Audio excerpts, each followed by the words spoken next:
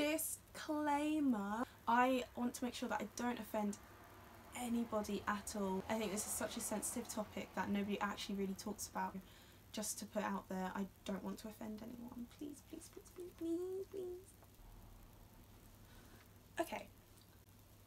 I didn't think I'd ever do a video like this. You don't like come home from uni one day and your mum be like, oh yeah, your brother's autistic. How do you even start a video like this? So my brother Jaden was born in 2014. If you follow me on Instagram, Snapchat, sometimes Twitter, I put him on there. Some people think he's my son. I'm here to confirm he is not, but I don't know, I think he has a particular liking to me. I couldn't tell you why, but he is a little sweetheart. He's not in this video because my mum isn't comfortable showing him, and I get that, you know, because, you know, he's not my son. But anyway, so I've got my laptop here, so I don't want to get any terms wrong because I'm still really new to this. Okay, so I've been given a list of things to say and not say, and I'm going to leave all the links down below, and thank you to Will on the Autism Twitter page who has given me these links and to help me out and help my mum out. I don't know where to start. I don't want to say anything wrong, I don't want to say anything bad, because obviously I am what they call a neurotypical, whereas my brother is autistic, and there are other autistic people out there that I don't want to offend. So I'm just speaking from experience, and like I said, he's only young, so he's been diagnosed really early. When he was 2, I was watching things like Saucony Jolie's, other kids who were 2 years old, and they were all talking fine. They had social skills that I noticed that my brother didn't. He isn't like a recluse. He doesn't not want to talk to people. He just, you know, prefers to be on his own. And the big thing that we all noticed was his speech. So I would be around kids who were 2, and they would talk and we could have a full-on conversation, whereas Jaden was 2 and he wasn't talking, and if he was talking it would be minimal, little to nothing. So at that point a lot of people asked me, is he autistic? And I said, well, I don't know. He does have speech therapy, but we don't know, you know, if he is autistic or not. So throughout the year of 2017 he had a lovely lady come in every other Tuesday and help him with his speech therapy, and he was doing really well, you know. He was like, you know, just talking, understanding feelings, all that kind of stuff. And when all of that kind of stuff came into it, I was like, do you know what, I'm gonna research into this, because I don't think this is just a speech thing. There's more to it. Another subcategory from this is culture-wise, because obviously I'm not English, but I'm British, but I'm also from Ghana, and in that aspect, being mentally, physically ill is a big thing. I think prayers can work around it, and I like to think I'm quite religious, but not in that sense. I know that prayers can't help disabilities. So when I mentioned autism to my mum and what everybody else was saying, she was like, oh no, listen, no, that's not true. He's going to talk. By December he'll talk. And it would be like branching out into summer and he wouldn't be talking. Not talking in the sense that, you know, talking like this. It was just like she was giving herself false hope when she knew something was wrong. And for me, I thought it would be better that he had a diagnosis and we knew what was going on, rather than not knowing at all. So I came back from uni to visit my mum with 2 of my friends that you've probably seen on this channel, Daisy and Connor, and we sat down and she said, look at this. So I read it and it said diagnosis autism, and I was like, right, okay, so, you know, suspicions has been confirmed. You would see that he's just such a little angel. Like, he's honestly one of the most obedient kids, and even if, you know, something's not going his way, if you just sit down and explain to him, like, look Jaden, this is not happening because of this, he then just says okay. But there are small things that I like worry about as an older person, as an adult, a young adult with an autistic family member. Did I use the right terminology? Yeah, I did. I'm so sorry, I don't want to get anything wrong. There's a couple of things that I would worry about. For example, when you walk into my house, you have to go up some stairs and then everything's there.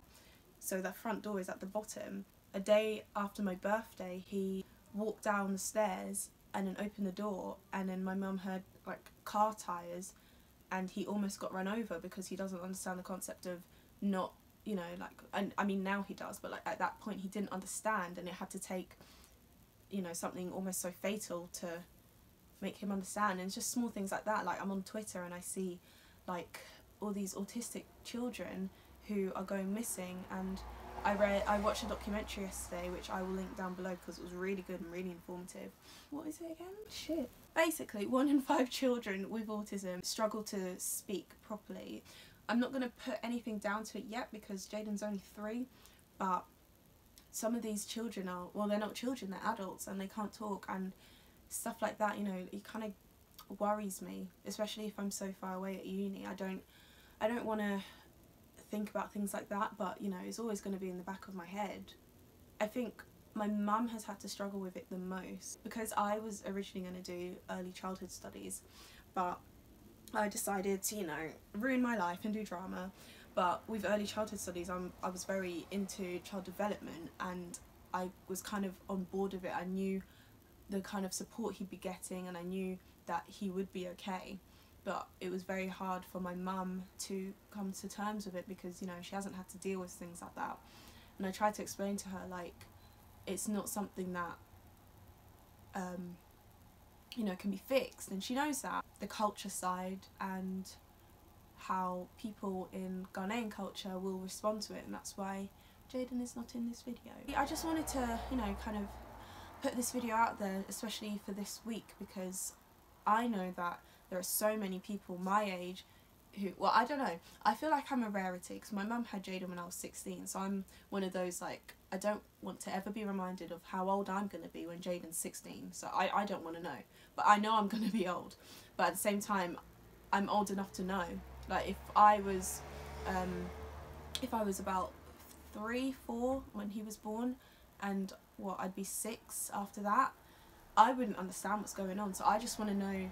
I know I've got one friend understands where I'm coming from, but I want to know if there's more people out there, especially more people within the culture, that have, you know, they've told immediate family members and they think the answer to it is prayer. I think that's really important to kind of drill down into African parents, that prayer isn't going to help a disability.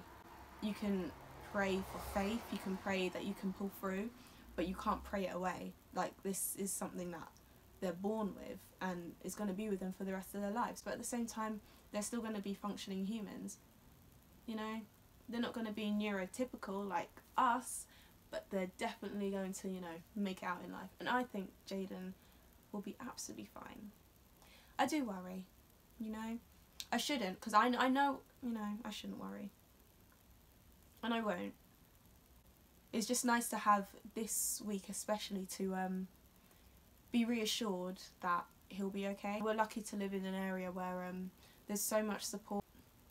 I also think the waiting list for things like this is actually really ridiculous, because the documentary that I watched, some people are waiting on there for years. Some adults don't even know that they're autistic. So I also think that if you think that you're autistic and you just think that you're different to other people, definitely go and get checked, because you don't want to have to live in like such an isolated bubble all your life, especially when you're like at that age. You might think that you're, you know, closed off and you can't surround yourself with people, but that might just be, you know, because you're different and it's okay. I really hope I'm saying all the right things. I don't want to offend anyone. Sorry that this video is late and it's not a video that you're expecting. When I go back to uni, Connor will be back and we can do some fun videos. I don't even know why the hell I'm even trying. I don't want that YouTube life. I just wanted to put this out there to make sure that people know that anybody can face things like this, and anybody can be a part of that situation. Again, I'll link everything down below. I'm going to turn it off. I really hope I got it right. I'm so scared. I should have wrote everything down, but I just wanted to talk and not, you know. It's okay.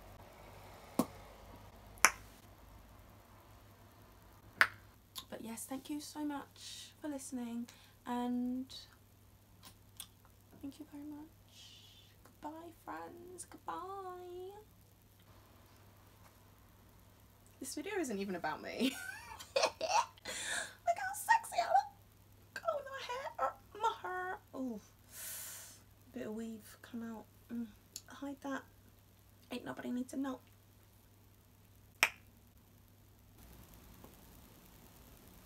Yeah.